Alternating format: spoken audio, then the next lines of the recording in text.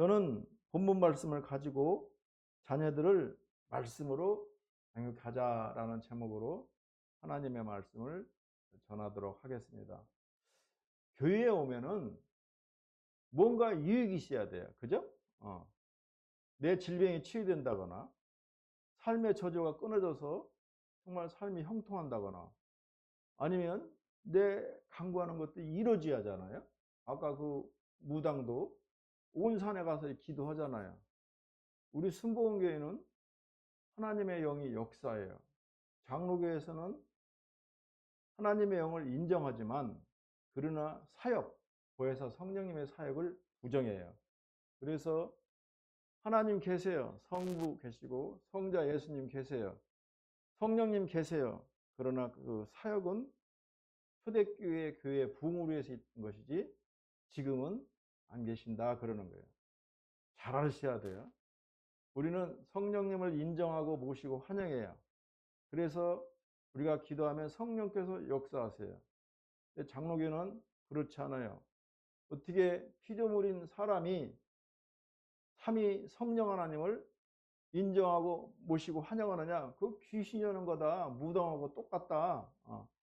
성령님은 초대교회만 역사하신 것이지 그 존재 자체로서만 계신 것이지 역사하지 않는다. 그래가지고 잠잠해요. 조용해요. 그렇지 않습니다. 성령님도 오늘도 역사하세요. 내가 세상 끝날까지 너희와 항상 함께 있으리라 하시니라. 그러므로 순복음교회 너무나 좋아요. 우리가 방언으로 기도하고 그리고 경자를 위해서 기도할 때 성령께서 역사하시는 거예요. 그러므로 교회 오실 때 사모하세요. 오늘 나의 문제가 있습니까? 성령님이 도와줘. 성령이라는 것은 보혜사요. 나를 도우시는 이란 말이에요. 내 힘으로 살아가는 것이 아니에요. 나는 내 앞길 구말리게도 깜깜하고 내 손에 잡히는 거 없고 내 귀에 들리는 거 없지만 내가 뜻을 세우고 믿음으로 주여 살아계심을 믿습니다 하고 나아갈 때 성령의 바람을 불어서 우리의 뜻을 이뤄가는 거예요. 내 앞길 아무것도 안 보여요. 내 하는 거 아무것도 안 돼요. 내가 뜻을 세울 수가 있나요? 못 하는 거예요. 그래서 자살하는 거예요. 그러나 우리는 내 힘으로 살아가시는 거 아니라 내가 꿈이 없고 절망이 없을지라도 하나님의 살아가심을 믿고 내가 뜻을 세우고 믿음으로 나아갈 때 성령께서 도우시고 성령의 바람을 부어서 우리의 뜻을 이뤄 가시는 것입니다. 그것이 보혜사 성령님이고 하나님이 나와 함께 동행하신다는 거예요. 앞길이 안 보여요. 그런데 어떻게 뜻을 세워요? 구만리같이 깜깜해요. 아무것도 안 돼요. 어떻게 희망을 가져요? 그러나 가지라는 거예요. 내가 뜻을 세우고 희망을 갖고 내 암병 사기암이 치료될 줄 믿고 기도하면 성령께서 치료하시는 거라니까요. 내가 하는 것이 아니에요. 그러므로 교회 오갈 때 나갈 때 내가 믿음을 갖고 나가야 돼요. 예수님도 당신 고향 그 갈릴리에서는 주민들이 믿질 않았어요. 제가 무슨 하나님이야? 제 아버지 목수야? 제가 뭔데 병을 고쳐? 안 받아들이는 거예요. 내가 아무리 기도해도 여러분들이 받아들이지 않으면 역사하지 않아요. 간절히 사모하는 마음을 가지고 기도할 때 예수님이 역사하는 거예요. 참 신기해요. 옆집에서 포도주가 떨어졌는데 그 고향 사람들은 안 받아들이니까 역사가 안 나타나요. 그런데 어머니 마리아가 주여 이제 행하시옵소서 하니까 물이 포도주 주잖아요. 믿음은 내가 받아들일 때 그 역사가 나타나는 거예요. 교회 그냥 왔다 갔다 하지 마세요. 하나님의 영이 세상 끝날까지 나와 함께 하느리라 하셨기 때문에 그 말씀 부여잡고 우리가 믿음으로 성전을 오갈 때 하나님의 영이 역사하시고 성령의 불이 오늘 우리 예배 가운데 임하는 것입니다. 그러므로 그 예배가 얼마나 중요한지 몰라요. 예배를 놓치지 마세요. 그냥 왔다 그냥 가지 마세요. 예배를 사모하고 하나님이 오늘 나에게 무슨 은혜를 내릴까 나올 때 성령의 불이 임하는 거예요. 맨 처음에 가인과 아벨이 제사를 드릴 때 그때 형제간이 같이 드렸어요. 그런데 가인은 저 아버지 어머니 하는 것처럼 대충 드렸어요. 어머니 아버지 사랑이 너무 크니까. 그러나 아벨은 둘째잖아요. 자기의 가장 살찐 양을 잡아서 하나님께 정성껏 피해 제사를 할 때 하늘에 불이 임했어요. 가인은 대충 하니까 하나님이 안 받았어요. 같은 장소에서 두 분이 예배를 드렸는데 하나는 하늘에서 불이 내어서 번제를 다 태웠고 가인의 그 식물에 대해서는 안 받았어요. 그것이 한 번, 두 번 아니라 계속되니까 가인이 시기하니까 동생을 죽이게 되잖아요. 그래서 우리가 사랑은 오래 참고 온유하며 시기하지 아니하며, 왜? 시기하면 사람을 죽이게 되는 거예요. 그래서 우리 기독교인들은 사촌이 땅을 사면 축복해 주잖아요. 근데 세상 사람들은 질투해요. 우리 조카가 어제 산에서 기도하는데 누나가 있어요. 아버지가 지 누나만 막 집 사주고 그러는 거예요. 야, 너는 아버지 마음에 듣게 하라 했더니 누나가 질투한대. 그 질투함으로 동생이 죽잖아요. 이 시기한다는 것이 얼마나 무서운지 몰라요. 우리는 남이 잘못되면 절대 시기하지 마세요. 그 사람을 축복해주고 그 사람에게 기도할 때 그 복이 나한테 오는 거예요. 그러므로 우리는 교회를 그냥 왔다 그냥 가지 마세요. 우리 순복음교회는 하나님이 역사하세요. 그래서 Full Assembly of God, 순복음이란 말이에요. 순수한 복음. 방언도 하세요. 신유기도도 하세요. 나요. 오늘은 5월 첫 주 어린이 주일, 자녀 주일로 지키는데요. 19세기 초 미국의 벤자민 웨스트라는 세계적인 화가가 있었어요. 이분이 세계적인 화가가 된 동기가 있어요. 이 사람은 어린 시절 이렇게 말해요. 자기가 어머니 아버지가 외출 갔을 때 자기 동생을 그림 그려준다고 방바닥에다 물감을 놓고 그림을 그려요. 그러니까 그림을 그리다 보니까 물감이 튀기죠. 자기도 이제 어머니가 아버지가 오실 때 되니까 불안했어요. 아, 이거 큰일 났네. 엄마 아빠한테 혼나게 생겼네. 미국 사람들은 그냥 안 때려요. 혁대를 패가지고 그냥 후에 패요. 무지한 사람들이요. 걱정하게 했는데 엄마가 들어두면서 아무 소리도 안 하면서 그러는 거예요. 야, 그림이 정말 네 누이와 똑같다. 정말 잘 그렸네. 세밀하게 잘 그렸네. 그러는 거예요. 벤자민이 너무나 깜짝 놀라고 아빠한테 혼날 줄 알았는데, 엄마한테 꾸지람 받을 줄 알았는데 칭찬해 주니까 몸둘 바를 모르는 거예요. 엄마가 그뿐만 아니라 잘했다고, 내 아들 세계적인 화가가 되겠다고 그러면서 안아주고 입 맞춰주고 격려해 주니까 애가 머리가 도는 거예요. 그래서 벤자민이 세계적인 화가가 된 것입니다. 우리나라 사람은 칭찬을 안 해요. 잘못된 것만 꼭 지적을 해요. 미국 사람은 잘못된 건 말 안 해요. 항상 칭찬해요. 선물도 하나 받으면 그 자리에서 원더풀, 원더풀에서 뜯어봐요. 부끄럽잖아요. 근데 우리 한국 사람들은 그런 게 없어요. 그래서 우리는 지적보다는 어떻게 해서든지 그 아이가 왜 그렇게 했는가를 잘 봐서 그 아이를 칭찬해 주는 거예요. 격려해 주는 거예요. 그리고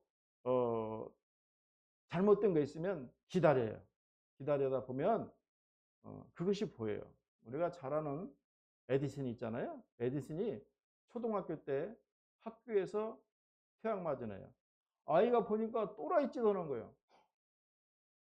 병아리를 품고 있는 거예요. 선생님 사고로는 이해가 안 돼요. 아니, 얘가 정신박약자인가? 계란을 20일 동안 품고 있으면 병아리가 된다고 하니까 닭장 가서 병아리를 품고 있는 거예요. 도저히 선생님 생각으로는 안 맞아서 어머니 오락해서 학교를 퇴학했습니다. 그런데 에디슨의 어머니가 가만히 보니까 그게 아니에요.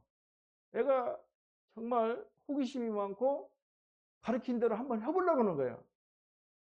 엄마의 사랑으로 눈을 봤을 때는 에디슨이 정말 영특한 아이인데 그냥 객관적인 선생 눈을 봤을 때는 애가 좀 박약하다고 본 거예요. 그래서 에디슨을 어머니가 키웠는데 그 아이가 세계적인 발명가가 되잖아요.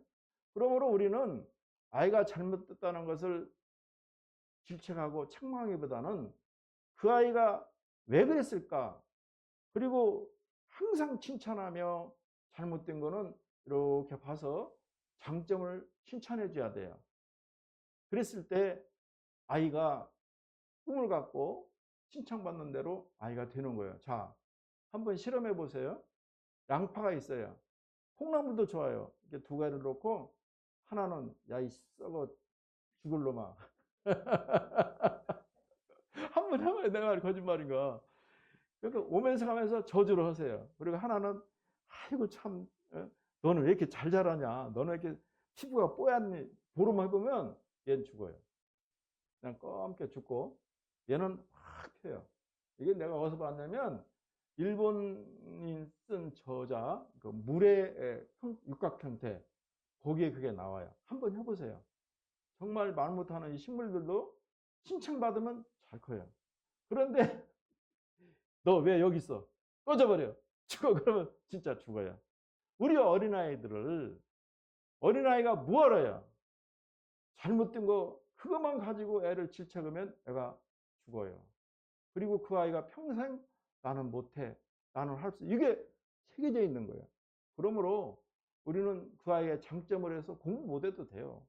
손흥민이 볼만 잘 쳐도 돈 엄청 받잖아요.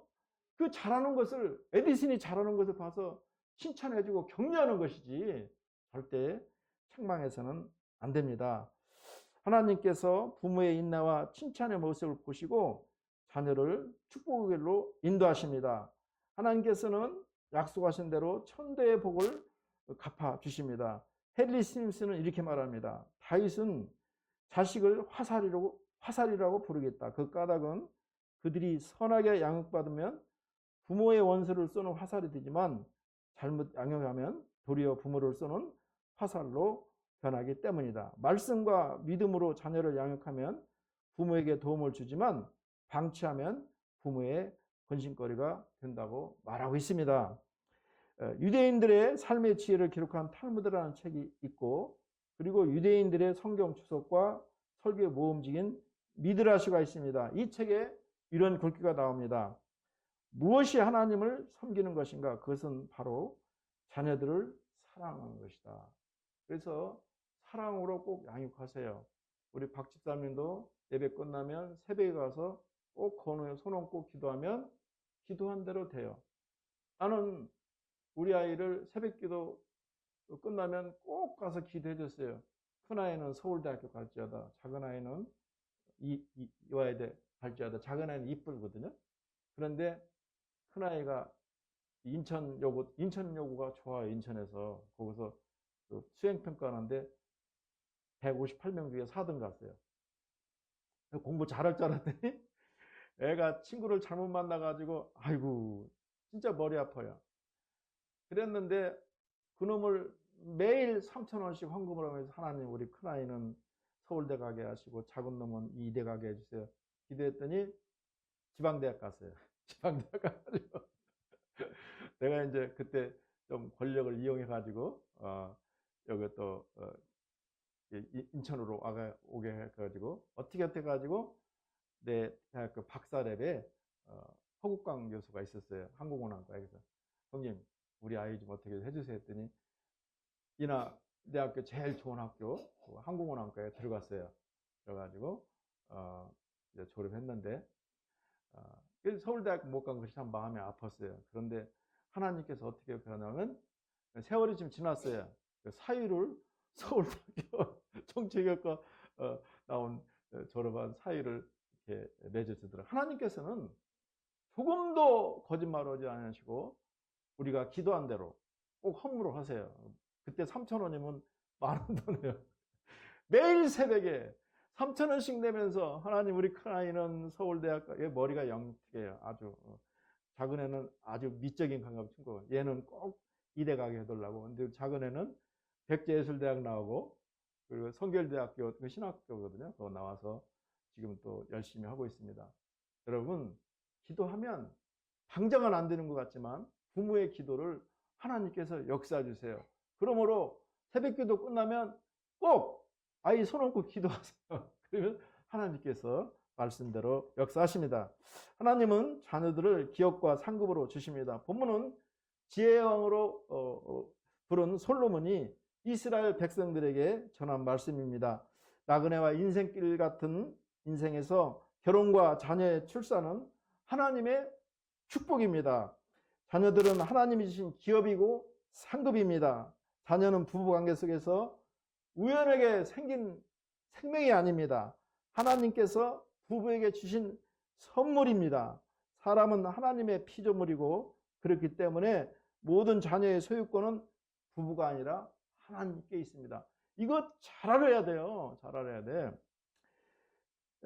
그러므로 부모는 자녀를 성경의 교훈과 책망과 바르게 함과 경건하고 도덕적인 사람으로 양육해야 됩니다. 자녀들이 하나님께서 주신 기업이고 상급이라는 것을 안다면 자녀들을 많이 가지기라고 소원할 것입니다. 자녀들은 하나님이 우리들에게 주신 상급이에요. 그리고 자녀들은 하나님이 우리에게 주신 기업이에요. 그러므로 자녀들을 적게 날 이유가 없는 거예요. 우리는 전쟁이 끝나고 태어났는데요. 보통 아이들은 한타씩 나요. 정거나 기거나 수거나 복거나 줄줄줄. 그 먹을 거 없을 때, 강냉이죽 먹을 때, 그래도 다 커서 다 훌륭한 사람 됐어요. 목사 되고 의사 되고 뭐 하나님께서 주신 자녀는 우리의 기업이고 상급입니다. 그러므로 이것을 안다면 자녀를 하나날 이유가 없는 것입니다. 세상은 자식이 한둘이면 충분하다고 생각하지만 하나님의 생각은 사람의 생각과 다릅니다. 성경을 통해서 많은 자녀를 낳는 것이 부부의 복이라고 가르치고 있습니다. 하나님의 뜻과 명령이라고 말합니다. 가정의 행복과 불행은 주님께 달려 있습니다. 자식들을 세워주지 않으면 부모의 수고가 헛됩니다.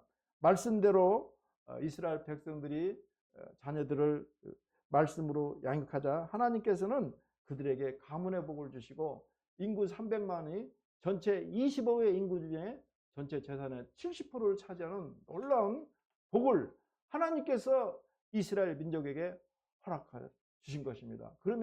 그러므로 날 수 있으면 많이 나세요. 많이 나시면 내가 원수와 그 성문에서 같이 담판할 때라도 수치를 당하지 않을 거라고 말씀하고 있습니다. 다음으로 하나님의 주신 자녀를 방치해서는 안 됩니다. 이스라엘 백성들 중에는 주님께서 주신 상급으로 주신 자녀들을 양육하지 않고 방치했을 때 그들은 많은 어려움을 겪게 되었습니다. 어느 부잣집 외아들이 초등학교에 입학했습니다.